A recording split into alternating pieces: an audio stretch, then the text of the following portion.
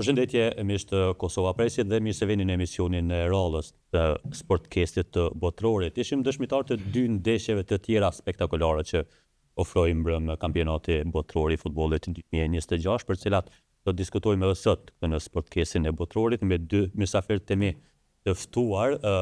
Me mua sot është Lulzim Shala, ish gazetar, komentator, redaktor i sportit, njohës shumë i mirë i kësaj fushë. Lul, faleminderit shumë që je sot me neve. Faleminderit për ftesën. Edhe me Avni Bytyqin, po ashtu një ndër ata që e njohin shumë mirë fushën e futbollit, punën e lojtarëve, mënyrën e funksionimit të kësaj fushë. Ani shumë faleminderit që ka ardhur në podcast. Shumë faleminderit edhe për jush, faleminderit për ftesën në klasë ime.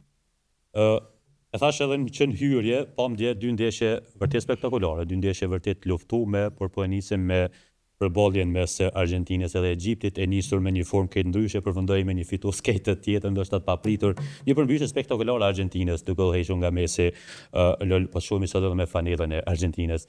Si e vërtetove ndeshjen? Ndeshjen e kam përjetuar shumë vështirë, sepse unë jam dihet që jam fan si flakt i Argjentinës, edhe i Barcelonës, por më shumë i Argjentinës. Shkaku jo vetëm Messi, por shkaku edhe Kempesi dhe Maradona, e gjenerata e artë e Argjentinës që ka arritur që të fitojë 3 tituj. Me të vërtet ishte një ndeshje veçantë për Argjentinën, sepse Argentina duket që nuk i mësoi ato gabime që i bëni me kepin e Gjelbert dhe i përsëriti prapë njëjtat gabime veçmas në mbrojtje. Do të thotë në ndeshjen me Egjiptin hin me një lehtësi, ashtu të them, në fushë dhe menduan se vetëm paraqitja do të shkaktoj fitoren. Nuk ndodhi ashtu, sepse në futboll nuk ka gjithmonë fitore si të ishtë në fushë, por duhet mund njërësit bukur shumë. Ashtu dhe ndodhi, Egjipti ishte dikon 70-75 minuta me të vërtet një kundërshtar jashtëzakonshëm, vrapime, tranzicione dhe të gjitha mbrojtje veçmas, ka 10-11 lojtarë arrinën të mbrohen. E Argentina ka, sikur edhe Barcelona, problem shumë të madh kur një ekip mbrohet. Nuk arrin që të gjejnë atë Chelsea që atë rrugën për me e çfarë. Po pra. Edhe u deshtën dikon 13 minuta krejt Argentina. Unë e kam ditë që Argentina nëse e shënon një gol do të arrin që ta fus një far krize të Egjiptit. Ta bëj atë presionin e madh. Presionin e madh që e bante vazhdimisht. Edhe e disha që dikun do të vjen edhe barazimi, por goli i tretë nuk kam besu, kam shpresu që do të shkojnë në vazhdime. E u pa që Egjipti është bukur i lodhën ato minutat e fundit. Sepse presioni i Argentinës ishte i jashtëzakonshëm. Ka befasua edhe e diun e Argentina si luan, por ajo qetësia e Argentinës si me qenë Gjerman, do të thotë qetësia flagrante, them ashtu, e Argentinës kur po hub 2-0 dhe ti nuk pijap ashtu fuqit madhe me shënu golin. Por po shkon ty i lodh kundërshtarin, ty i lodh dhe ty a gjet ato pikat e zbrasta që ka dhe arriti që ta gjej me të vërtet një lojë fascinante, sikur me kepin e Gjelbert që ishte lodhe shumë e madhe për Argentinën në këto dy ndeshje. Nuk e di tash si do të ndodhen ngjarjet. Avni a prite përmbysjen? A përmbysje spektakolare? Po sigurisht, ndëgjon se Shola tha shumë mirë për shembull për Argentinën që ka edhe përvojën e dukur e ka në këto kompeticione. Është një ndër shtetet do të thotë me futbollin më të bukur dhe më të egër thojza sa i përket pozitivitetit në fushë. Argentinën unë e kam prit me fitu, me to drejtë nuk jam fan si Argentinës, dhe jo se jam fan si Egjiptit, se fan si Egjiptit si jam, unë jam fan krejtësisht i kundërt, jam fan si Kroacisë dhe sigurisht kur janë ekipet shqiptare jam fan si Kroacisë, se Kroacia ra pa drejtësisht, po i kthemi asaj temës. Argentina është një lujti jeni me një 4-3-3 pastër lujti, kur dihet që Argentina me thot drejtën mu nuk më ka pëlqyer në aspektin e mbrojtjes, por gjithsesi Argentina ka një mes fushë jashtëzakonshme, do të thotë që janë superyje, do të thotë që janë që e folin fjalën e fundit dhe në për skuadrat, sidomos Enzo Fernandez dhe me Callister. Tani dihet kjo që për shembull Messi është një ndër lojtarët më të mirë të botës. Jo një ndërta, po është një lojtari më i mirë botës, kjo dëshmon edhe me tituja dhe me gjithçka që si. Ta kesh një Messi në skuadër nuk është edhe shumë problem për me thyni skuadër siç është Egjipti. Egjipti më pëlqen pjesën ofanzive deri te pësimi, në defanzive po mendoj, tek deri te pësimi i golit. Por aty, sikur u prishin ekuilibrat dhe filloi frika. Egjipti kishte një problem tjetër për shkak që s'mundej me menaxhu lojën edhe kishin frikë ta mbonin topin për shkak se përgjithësia nuk e kishin përvojën e dur në këto kompeticione në botëror, përvojën e dur që ta mbanin të menaxhonin topin edhe që të humnin minuta sepse Goxha Capital është 2-0 kundrejt një Argentinës për shembull e frekshme në kampionatin botëror që është dhe që ka qenë faktikisht. Atëherë filluan e bënin gabime, ka qenë një mbrojtje e jashtëzakonshme e Egjiptit, vlen me përmend faktin që Lionel Messi na njohemi gjithë si një ndër driblerat do të thotë i gjon ato kanalat e ka inteligjencën e zhvilluar në atë formë, në atë mënyrë që nuk e ka problem me shënu gol.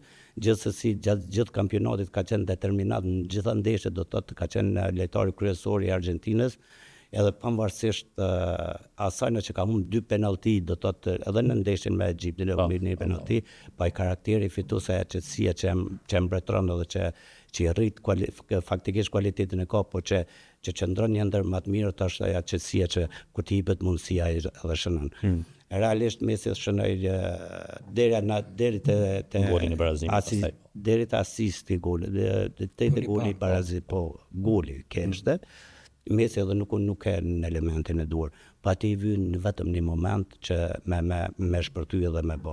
Mu m'ka çudi, s'm ka habit faktin me të drejtën, por Argentina ishte, do të thotë, kur i duhesh më shumë ti, do të thotë edhe dy mbrojtësat e gjatë dhe i majti ikën përpara, shtunë forcat në sulm, të di që e ka një Enzo Fernandez, një McAllister që edhe punojshin dy në fazën e sulmit edhe të mbrojtjes, edhe fluturun dy mbrojtësat përpara, po ishte shumë interesant për shembull gjatë ndeshjes, në rast se shkoi do të thotë Allën shkoi gjithçka për gjithçka. Dhe me Romero shkoi dha një super gol realisht edhe ai u ka dhuru prej mbrojtjes. Kështu që Argentina e ka përvojën e dur, qetësinë e dur. Në Argentina tashmë kena mekanizmat të mjaftueshëm edhe për në aspektin psiqike, psikologjike, fizike që po punojnë gjithët, por një ndër pengesat kryesore të Argentina dhe shumë ekipe evropiane është edhe klima në Amerikë, e cila ka lagësi shumë të madhe në vendet edhe nuk e lejon edhe shpejtësinë në ndeshjeve. Unë mendoj që Argentina ka fituar këtë ndeshje me merit. Pavarësisht ankesave të Egjiptit në arbitrim, po pati në fund. Gjithsesi Argentina meritoi. Ose do të flasim pak për Mesin. Ndoshta Mesmin më jam mbështetur që po thotë ai mentaliteti i Argentinës është i çuditshëm. Shikoni golin e tretë qysh e shënon Argentina. Egjipti gabimin më të madh e bën që po don me shënu golin e tretë Egjipti. Shkoi përpara. 75 metra ka vrapu Enzo Fernandez me shku në qendër në 16 metra dhe me shënu golin me për të marrë krosin e Lautaro. Kjo është mentalitet, kjo është përvojë, kjo është cilësi gjithçka është. Shol, po, më fal për ndërprerjen, po veç. Unë mendoj pavarësisht impaktit Lionel Messi që ka te Argentina, jo vetëm te Argentina, por në cilin do skuadër që është, këtë rast të Argentina, unë mendoj që lojtari ndeshjes edhe më produktivi ka qenë si statistikisht, pavarësisht që nuk ka kontribut të goli, ka qenë Enzo Fernandez. Me sfushorin ndër më të mirë në botë. Flasim vetëm pak për mentalitetin e Messit, një lojtar që në moshën 13 vjeçare tash, në fund karrierës, me gjithë këtë përvojë, po theme, por megjithatë, sidomos në ndeshje të tilla, humbi edhe penalltin. Sa është e rëndësishme që kjo pjesa e tij ku më e gjen këtë lloj mentalitetit fituesit për të ringritur dhe për ta marrë prapë se prapë kombëtaren për dorë, siç themi. Kjo është Albert dashnia e madhe ndaj futbollit. Sikur Maradona, si Pele, si Ronaldo, si shumë lojtarë që e duan futbollin, janë gjendje me lut edhe më shumë se 40 vjet, apo kupton. Do thotë ai mentaliteti tyre, dashnia e madhe për futboll. Sheh Messin te penalltin, u disa raste në pjesën e parë dhe u pa që nuk është kërkon djali. Tek pjesën e dytë ka filluar më kthjell Messi duke kuptuar rëndësinë e lojës. Po Messi e ka më të lehtë këtë botnor. Adem sepse ka ngrit një titull, e ka një titull. Edhe nuk e ka atë presionin Argentina tash patjetër ta fitojë atë titull. E ka fituar 2022 edhe ka arrit atë që kanë arrit edhe gjenerata të tjera, Maradona, Kempes, ku ta diunë. Prandaj e ka më lehtë këtë botnor. Mirë po e keni pa në fund të ndeshjes edhe çan. Dashnia e madhe ndaj dheut, ndaj. Ajo është fanella e Argentinës. Kjo të bën që Messi është me të vërtetë i veçantë Nuk po them edhe gjithë lojtarët tjerë që nuk kanë të veçantë. Po ajo dashnia është e çuditshme ndaj vendit sikur te lojtarët e Po Argjentinës. ka një përkushtim të atashëm, kështu është e vërtetë. Gjithë lojtarët, jo vetëm, shumë mirë e përmendja Enzo Fernandez. Po. Kallister, Enzo Fernandez, ata nuk nolën një sekond, ta vdesin në fushë. Të gjithë. Është përmis shumë i madh me pas ata dy në skuadër, do të thotë gjithmonë je në favor, Patjetër. gjithmonë me ata. A ka mundësi Messi që të shpallet edhe, me qenë që edhe për momentin edhe është me 8 gola i pari në listë, a ka të rëndësishme këtë edhe a mendon që do të shpallet nëse vazhdon edhe tutje rrugtimi i tij edhe si golashënuesi më i mirë i këtij botrori në këtë moshë? E kemi atë Mbappé në Hollandisht. Me të drejtën, sigurisht që ka me hinë mesin e më të mirë në botë dhe ndoshta ka me ty edhe ndoshta, po tham gjithmonë që e thënë edhe rekordin një lojtar në këtë moshë për më shpall më i mirë në botë. Po në rast se e fiton Argentina botrorin, gjithsesi se do të hinë mesin bilit paktën mesin e 3 më të mirëve në botë. Se në pakti ti në kupën e botës po shihet. Tash Messi për që është, të thotë edhe në Argentinë që është fjala fundit, edhe sa i përket futbollit në Argentinë është. Se me humbjen, nuk e dia ju kujtohet, me humbjen e kampionatit në Amerikën Latine, atje kur humbin kundër Kilit, edhe që ishte një moment shumë emocionues për gjithë Argentinën dhe faktikisht edhe për gjithë botën, fansat e futbollit, kur deklaroi dorëheqjen, atëherë mekanizmat e tjerë të Argentinës të intervenuar dhe nga vetë shteti, e thënë çka duhet me ndryshu ne për me bon për me vazhdu se ti gjithçka për neve në këto momente që po flasim. Se ata pika parë e kanë flamurin shtetëror, është shtetin gjitha. Ai propozoi ndryshime rrënësore në federacion nga presidenti tek tjerët në fund, edhe doli ashtu edhe financoj faktikisht. Edhe doli atje ashtu që nga i moment gjithmonë ka fitu kampionatin botror, ka fitu kampionatin në Amerikën Latine, tash është në garë për me fitu prap kampionatin botror, do thotë propozimet e tina, sigurisht që ka dhe këshilltar, propozimet e tina dhanë fryt shumë të madh. Kjo jepen pak që Lionel Messi është një hyni, nëse mund ta quajmë thojza, kështu është një hyni brenda Argentinës. Edhe realisht nuk jam fan si Messit, po ta tham shumë sinqerisht, po flas nga ajo që duhet nga konti. Po, është që thonë atë, po. Po Messi do të ka bën ndryshimin e madh. Edhe Messi është një ndër lojtarët më të mirë. Unë pretendoj që është lojtari më i mirë i Argentinës si të gjitha i korave, po gjithsesi edhe i botës. A mendon Vesalun që tash është favoriti kryesor, ndoshta më shkurt në këtë përgjigje Argentina apo ndër rival që nuk mendoj që Argentina është favorit absolut, sepse Argentina ka shfaq shumë gabime që i theksuan më parë. Mirë po shumë mirë tha dhe Amniu, tash varet edhe nga kushtet atmosferike, është vapë e madhe, lagështi e madhe, sa mund me qëndru këta futbolista, veç mas Leo Messi, ka luajtur 120 minuta me kepën e gjelbërt. Dje edhe atë maksimumin e vetë, tash sa ka forca ideal, me 39 vjetë me lujt ende, është problemi madh. Edhe këta mes fushort janë Lodho, Enzo Fernandez, McAllister dhe këta lojtarë tjerë që luajnë në Evropë, do të thotë kanë pas kampionatet e stërgjatura. Është problemi madh fizik. Edhe kur nuk i ki zamësimet adekuate, që mjerisht Argentina nuk i ka zamësimet adekuate, atëherë është problemi madh. Unë e shoh dikon tjetër favorit, por do të flasim ndoshta më në fund më shumë për favoritin, po për ty Alnia, mendon që Argentina ju ka forcuar kjo epiteti e favoritit apo pajtohesh me luajin në këtë? Sigurisht që Argentina është favorit për ta fituar kampionatin botror. Patjetër se ka dhe qetësinë e foli edhe Shana një minutë më parë tha që Argentina nuk e ka shumë problem, do të thotë se e ka mësuar rrugën edhe ekipet tjerë qasen pak më ndryshe me Argentinën.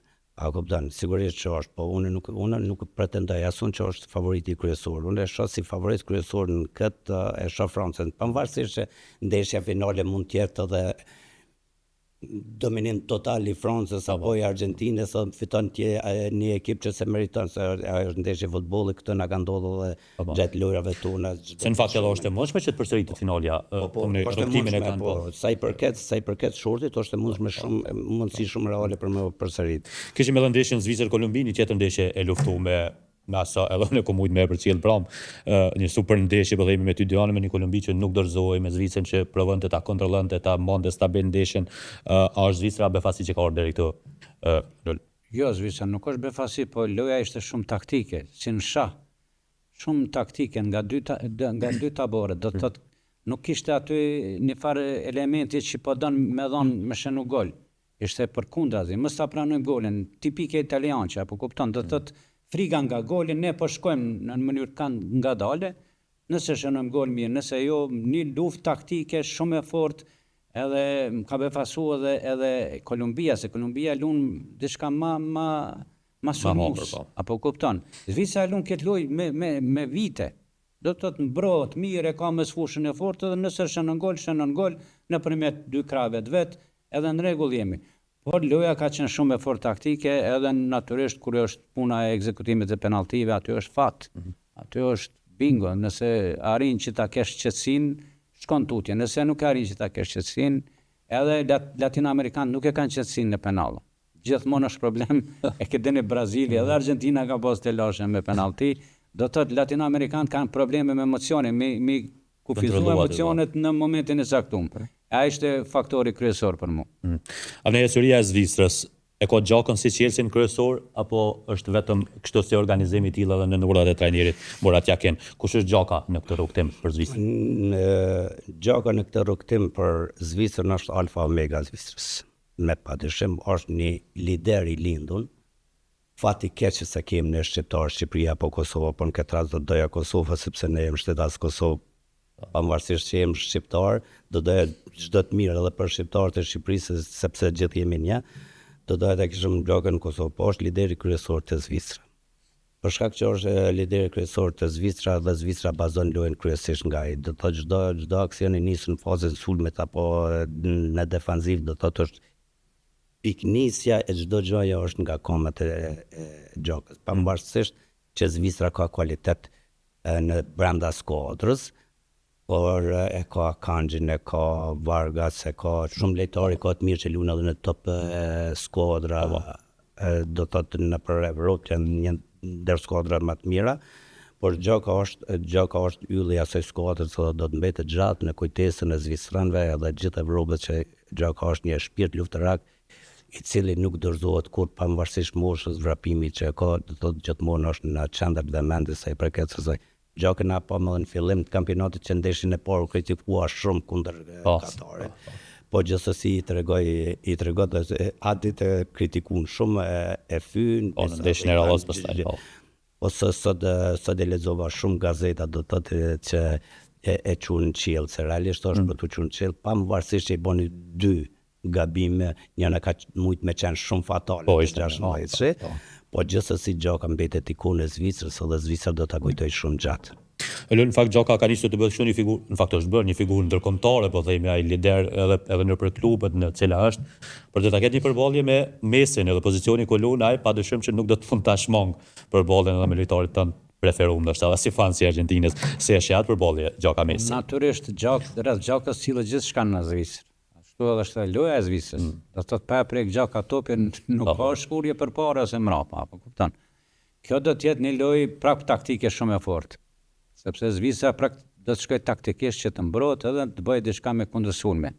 Në anën tjetër kemi Argentinën që lun 4-3-3, jo gjithmonë lun në atë mënyrë, do të thotë mënyrë sulmuese. Nëse arrin Gjaka, po Gjaka do ta ketë problem shumë të madh sepse nuk e ka veç Mesin aty. Mesi po hes nëpër fushë. E ka problem mes fushën. E ka Paredes, një lojtar nëse keni përsellë, ka qenë fantastik ideal. Ai lun në Amerikë, po kanë qenë fantastik. E ka McAllister, e ka Enzo Fernandez, do të thotë me këta ka me luftu Gjaka. E ka bukur problem. Nëse nuk ndihmon dikush nga Zvicra në aspekt me ndal pak atë mes fushën e Argentinës, Zvicra do të ketë problem. Po patjetër, me siguri që do të bëhet një taktik. Vetëm Gjaka nuk do të arrijë që të ndal këta. Do të duhet ndihma komplet e Zvicrës, të luajë në mënyrë të disiplinuar, në mënyrë që të arrijë diçka. Nuk e di, unë në këtë aspekt e shoh më shumë favorit Argentinën, shkaku i përvojës, shkaku i shumë gjërave tjera. Zvicra ka arrit, edhe lexova sot Murat Yakini ka thënë ne arritëm objektivin. Do të thotë jemi në çerek finale, çka të arritë tutje nuk i dihet, se natyrisht ne si shqiptarë anojmë nga shqiptarët. Kudo që luajnë apo kupton, se ne jemi shqiptar. Unë po mendoj që nuk është Gjedan Shaqiri me Zvicrën kësaj radhe. Besoj që shumë po mendojmë, nuk e di pse nuk e ka ftu Murat Yakini, sepse Gjaka me Shaqirin kishin bë prap ndonjë kërdit të madhe në botënor. Besoj, po nuk e di për çfarë arsye nuk e thiri, edhe është munum si duket me përtri pak skuadrën, por nuk e di. Të shohim. A vjen përvoja në të dy anë, edhe tek Messi po dihet më e pa diskutueshme, por përvoja më edhe tek Granit Xhaka. Nëse shohim një lojtar që ndoshta me përvojën e tij, me qetësinë, me atë potencën që ka për ta ndalur Messin, a është Xhaka në këtë mes? Shale a dha shumë mirë. Edhe nuk ka diskutim në këtë pjesë. Xhaka, përballja Xhaka Messi me gjithë shpirt të kisha qef me fitu Zvicra. Por nuk është bashkë e pamundur që me fitu Zvicra, se gjithçka mundet me ndodh, po probabiliteti i flet për Argentinën në këtë rast. Si shpejtësia e lojës apo edhe pjesa taktike, shpejtësi, do të thotë se Zvicra ka një ngjecje pak një trok kur nis topin në mes fush, do të thotë nis me topin e dytë, jo me topin e parë. Vetëm Xhaka është ai që pason topin e parë, do të thotë që mundet me zot gjithmonë kundërkohë mes fushën apo edhe lojtarët e Argentinës. Dhe bashkë me këshyra lojën shumë me delikatesë, do të thotë mes fusha tjetër e Zvicrës gjithmonë pranim, pasim. I vetmi Xhaka ishte që bante ndryshimin aty, do të thotë që e vertikalizonte topin pa pranim direkt në pasim. Kjo është shumë e keqe në rast se Argentina ka agresivitetin shumë të qartzakonshëm ka, se kur do me fitu topin mes fush gjithmonë te lojtarët që pasohet topi gjithmonë janë 3 lojtarë në 3 kanë që gati tuaj është e pamundshme. E në rast se ti arrin për shembull me topin mes fush, e keni Messi, e keni Alvarez apo cilin do lojtar të Argentinës, Martinez, cilin do ata janë super të rrezikshëm, edhe kjo mundet me penalizu. Pavarësisht ta kanë që është një ndër lojtarët e Interit, tash që është një ndër lojtarët të po gjithsesi edhe ai po i ka të metat e veta edhe është problem një me një Messin me Nola, po edhe Alvarezin, unë e cilësoj në këtë formë. Po të përballja Xhaka Messi do doja me shumë dëshirë do doja që të triumfon Xhaka, do të jem tifoz i Zvicrës me patjetër që do të jem tifoz i Zvicrës, por thash edhe njerë, po thamë edhe prapë që Argentina është, unë mendoj që është super favorit në këtë ndeshje. Pra të kalojmë pak nga një fjalë për çerefinalet, do t'ju pyes një pyetje që të fakt se kisha planifikuar, por to ankesat për padrejtësi nga ona e referëve, apo realisht në këto botëror, apo kombëtare që ja pon sherrin, po kam gabimet e referëve ose janë në shtëpi. Shumë e vërtet se Kroacia është në shtëpi fal gabimit të referit. Pra të prekjen. Absolutisht, ka qenë goli rregullt i pasë sot si loti. Nuk ka lidhje ajo me offside fare heq. Por vari nga njëherë po është objektiv, nga njëherë subjektiv. Për shembull, dje ke vari në favor të Argentinës se ishte faul, ishte ndërhyrje pa rregullt atje. Mirë, po në rastin e Kroacisë ka qenë damtim shumë. Është gabimi më i rëndë. Sepse aty përfundonte 2-2 në vazhdime, nuk e di çka kishte ndodhur, apo kupton. Por vari pika do anë pozitive, pika do anë negative, mu nuk po më pëlqen fort, a dim sepse është bën një farë futbollit teknologjik. Po e merr vëmendjen më shumë teknologjia se loja. Teknologjia, po stërgjatet, vendimi, ku ta di unë, tash fillon edhe goditjet nga këndi mi marr me vendosë a është a nuk është. Ajo e ndala tempon e lojës. Mu nuk po më pëlqen, thjesht me tregu që është më mirë është mjalon faktoret njerëzor. Në rregull nëse një gol shënohet nga gabimi nga dora ku ta diun ose rasti në Afrikën e Jugut në 2010 kur topin gjysmë metra në gol i Anglisë me Gjermaninë edhe nuk e shënon, aty vari me ndërhyj duhet patjetër, por po ndërhyjnë shumë vari, po bëhet diçka bezdisë për po. Unë jam plotësisht me këto, unë e adhuroj më shumë futbollin bija. Gjithsesi, po, me ndërhyj po në pika delikate. Është e vërtet shumë që kanë pas ankesa shumë, shumë po dhe ankesa. Po është interesant fakti që nuk kanë pas ankesa shumë të arbitrat evropian, sepse kanë qenë maniversa dhe liga është maniversa dhe gjithë bota, kvaliteti botëror zhvendoset në Evropë për të luajtur. A kupton? Unë po e mor shembullin mirë, unë po i marr 2 shembuj që unë mendoj që është gabim, njëri e ju dhe aq. Pavarësisht Franca që fitoi prej Paraguayit 1-0. Aty minimum më kondosh më do 2-3 kartonat kur për Paraguay. Ajo ishte një luftë.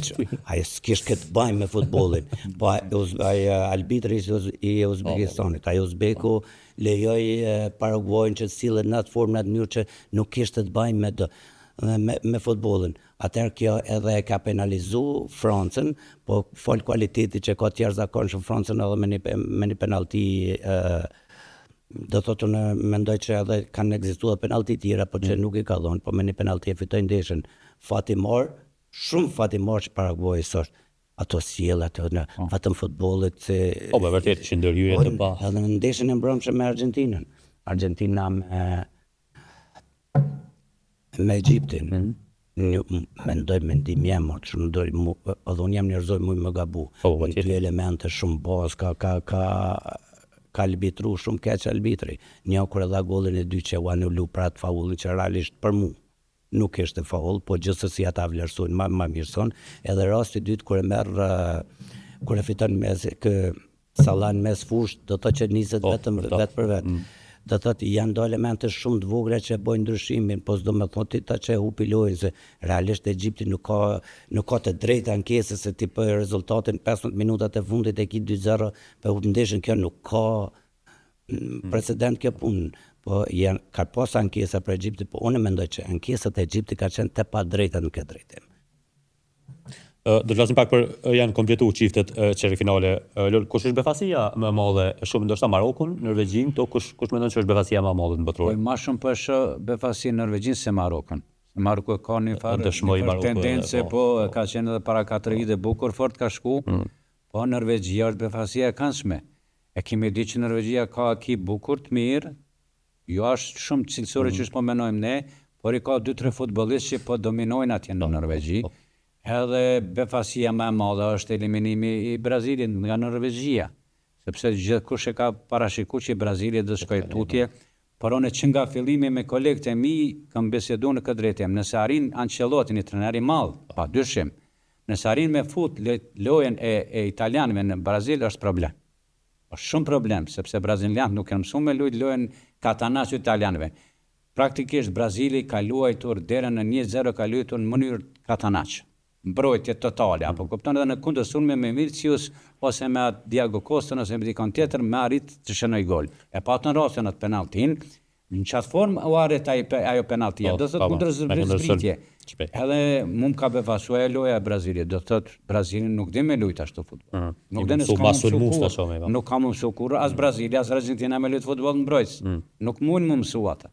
Paraguay është diçka tjetër që e përmendëm, ata gjithmonë kanë luajtur futboll. Futboll shkatrus.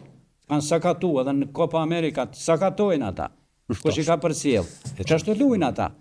Mirë, po Brazili ka befasu për të keq, Norvegjia për të mirë. Tash të shohim çfarë do të ndodh, por Norvegjia me Anglinë duket ishte apo? Do të jetë një lojë fortë. Nuk mundna me thënë që Norvegjia është outsider në këtë drejtim, sepse nuk e dihet. Atë ekipi kur të merr forcë, s'ka shpresuar as vetë që shkon deri këtu edhe tash është problemi shumë, por Anglia megjithatë është favorit në këtë drejtim. Franca, Maroko, aty mund me thënë që Franca është favorit absolut. Veç në ndonjë befasi si po e përmendim edhe ne, futbolli është i paparashikueshëm, nuk e dihet çka ndodh, mund gjithçka më ndodh, por aty është Francën favorit. Kush ishte tjetër aty? Po Argentinë, Zvicër, edhe Spanjë, Belgjik, no. Spanjë, Belgjik, Spanja është, megjithëse Belgjika është ngrit. Është interesant që po në nivel lojës më të lartë, sidomos me këto ndryshime që ngrit Belgjika ishin të vdekur me Senegalin, u ngritën edhe çeku janë tash. E mundën bindshëm Amerikën. Mirë, po Spanja është edhe aty për mua favorit është sepse Spanja e luni lojë e ka mes fushën e jashtëzakonshme. Ani për ty, kush ishte befasia e këtij botrori deri tash? Për zotin e madh, në Norvegjinë e kam përcjell edhe gjatë kampanjës kualifikues. Për mua Norvegjia asnjë tru nuk është befas. Apo? Ja. I kanë 2 super yje aty, por mos flasin se ata tashmë janë shndruar gjithë nyje. Dhe arritet e këtu në Norvegjisë me sadi është hera parë në historinë e tyre që kanë arrit Norvegjia deri në 8-ën e finales, apo mos gaboj, është hera parë. Do thotë një arritje historike në Norvegjisë është. Po keni Odegaard që është kampion me Arsenalin në Angli, Hollandin. Gjitha ekipet në botë duhen me pas një Holland në skuadër. Bish me plot kuptimin e fjalës saj përket lojës më të bukur në botë. Është i pandal, një top i ngritur e Marraine Nation, një top zhaga si e Marraine Nation dhe do të thotë Për mua Norvegjia nuk është e kam prit këtë humbjen, domethënë Brazil Norvegji unë kam prit që Norvegjia do të pse e kam prit që do të dhe fitoj Norvegjia. Po të jap një arsye shumë të shkurt, sepse Norvegjia është do të thotë një vend ku lagështia ore të dhati është shumë e madhe. Për shkak ndryshimeve të motit që ka na dim që ne është një ndër vendet më të gjelbërta në botë.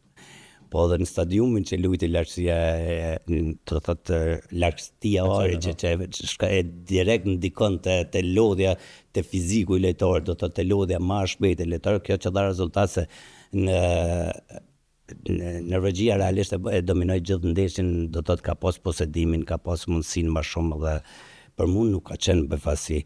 E Brazili do të thotë, po pse po tham Brazili, mendoj që ka ardhur tek tërti këtu me merit, po këtu me tutje nëse ke shkuar, mendoj që nuk ka qenë meritor për me shku më lart. Për shkak që Ancelotti e tha shumë mirë Shala, më pëlqej që e tha që Ancelotti e ka ndryshuar fizionominë, lojën, ndryshimin do të thotë mënyrën se luajnë e ka ndryshuar, do të thotë fikse ka bën në modelin italian, gjë që na patëm paraprakisht e patëm ndeshjen për shembull Norvegji-Itali, që triumfoi Norvegjia ndaj Italisë pa asnjë problem, për shkak që fiziku i norvegjezëve, vikingëve në këtë rast, dominonte mbi taktikat edhe italiane.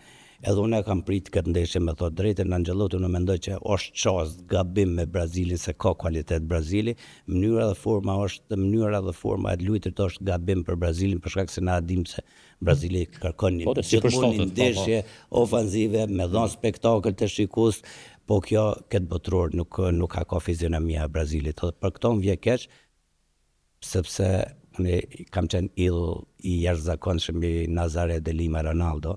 Do të thotë Ronaldo vjetër, por çka ti bosh? Norvegjia meritoi. Po, ndoshta pa ndryri, po është interesant se njëjtën lojë ka aplikuar dhe me Real Madridin në Ancelotti. Njëjta formë lojë, do të thotë po mbron edhe me kundërshtuar me Mbappén edhe me Viniciusin e kryendeshën, po nuk ishte ashtu. Nuk ishte. Nuk ka, loja e stili italian ka vdek, po shihet italian që 3 gjenerata nuk janë në botnor. Nuk blen më ai futboll.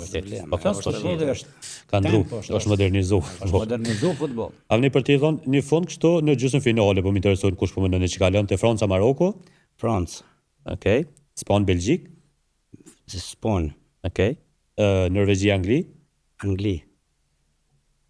Edhe Argentinë Zvicër. Argentinë. Për LoL Praktikisht njësi javni. kemi Francë, Marok, Franca, Span Belgjik, Spanja, Norvegji Angli Anglia, edhe Argentinë Zvicër. Argentinë. Pyetja fundit për ty është, mesela ç'është do më ndo kur lun Argentina me Zvicrën, do të jesh i qartë që do të jesh me Argentinën apo Gjaka do të vendos pak me dyshje për shëndrimin? Që këtu zemra është me shqiptar, a trupi është me Argentinë. Që të është problemin se du shumë Argentinën, jashtëzakonisht shumë, po nga rreja dhe zemra shqiptare. Normalisht është ajo. Kuptueshme. Një arsye shumë të vogël po pse nuk e du. Kisha me dashur Argentinën tek më thotë se kena as fes as kur gjë, ja pëlqej futbollin, me patjetër që ja pëlqej edhe futbollin e lojtarit. Po pse se du?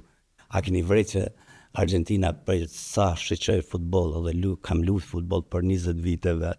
Ato sa shiqoj Argentinën, asnjë lojtar në shtet maracist kur s'kam po. Asnjë lojtar i zi nuk luan për Gjermaninë, luan do thotë për gjithë botën. Asnjë lojtar për post Argentinas nuk luan në Argentinë. Shumë është interesant. Uruguay është vetëm 3 ose 5 milion banor, është në gjithë mënyrë që është radiar. Ai ka të zi, do të thotë ka lojtar mos i quajmë zi se është shumë gabim me qyt me ngjyrë në këtë rast. Për Argentinën kurrë asnjëherë. Po gjithsesi Argentina i ka potencialin e vet brenda përmend se Ke teta disa është përcjellje fe, me- besim, gjithçka është futbolli. Pavarësisht po. Se disa përcjell ligën e Argentinës unë përcjell, sidomos Shumica lojtarëve zi vinë nga shtete nga tjera. nga Brazili, Nga Kolumbia, Kolumbia, po, Paraguay, po. Ekuadori veçmas. Nga Amerika Latine vinë Nga Amerika Latine, domethënë ka shumë pak nëse muj me thonë heq gati s'ka zi të Argentinë. Shumë problem është interesant ky më ka habit ky fakt gjithmonë. Normale ajo. Gjithmonë më ka habit ky fakt. Po. Alni, ishte shumë kënaqësi që erdhe dhe faleminderit shumë që u bëni pjesë e sportkesit botrorit. Ishte kënaqësia ime, faleminderit shumë, ju uroj fat dhe mbarsinë punën tuaj. Shumë faleminderit. Edhe për ty, faleminderit shumë që gjete kohë me ardh. E di që ta kemi realizojmë prish pak këto gjumin më herët, po Jo, s'ka problem. Megjithëse nuk ka prish gjumin kështu totalisht. po puna Për orë. që ka fillu botnore bezdi apo pushoj apo flajt 2-3 orë, po njën 4 vjet ja vlen më sakrifiku njëri për këtë punë. Shpresoj që unë edhe amniu do t'ja qëllojmë këto që i parashikuam, shohim një finalin ndoshta të madhe, ta shikojmë. Faleminderit shumë për ftesë. Faleminderit edhe juve për prezencën. Natyrisht sot nuk do të ketë ndeshje të botrorit, tifozët e futbollit të botrorit sot do ta kenë pushim, por ne do të jemi për ndeshjet e radhës çeriffinale këtu me emisione tjera të radhës. Faleminderit mysafirëve për analizën e juve, ju lëm ta kemi në emisionin tonë të nesëm në të njëjtën kohë. Faleminderit shumë.